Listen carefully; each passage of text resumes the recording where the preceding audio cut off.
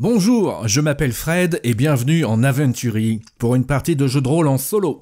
Pour en savoir plus, je vous explique tout dans la vidéo d'introduction dont le lien s'affiche ci-dessus. Mais sans attendre, place à l'action et en avant le générique.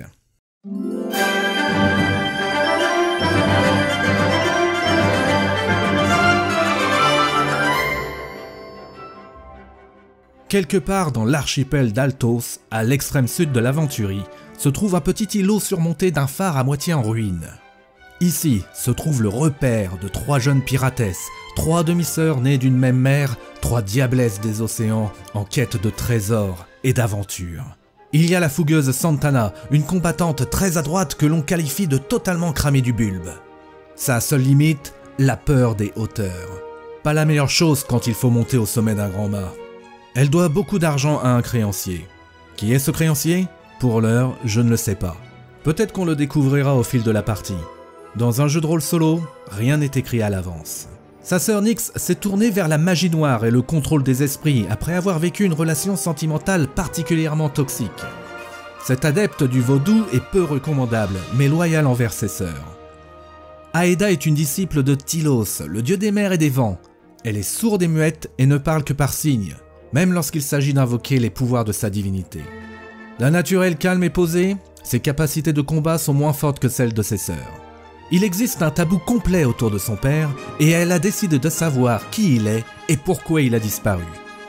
Notre aventure commence sous un ciel d'azur tropical alors qu'un petit esquif navigue langoureusement en direction de l'île d'Altimon.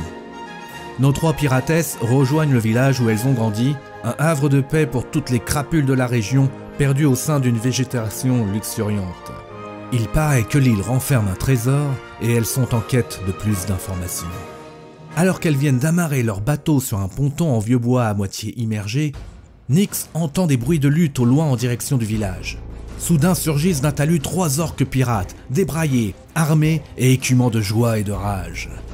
Santana sent aussitôt l'euphorie du combat monter en elle et se précipite vers les 3 créatures, suivie par Nyx, puis par une Aeda plus réticente. Santana, peut-être trop portée sur son excitation, rate son assaut. Nyx a plus de chance et porte la première blessure à son adversaire. L'orque en face d'Aeda part son coup un peu trop faible. Les orques répondent solidement, en blessant également Santana et Nyx. Aeda, elle, ne prend aucun dégât. Le coup de la plus fougueuse des sœurs porte enfin. Mais les 2 autres, moins éduquées aux arts du combat, se montrent plus maladroites et fendent l'air devant elle.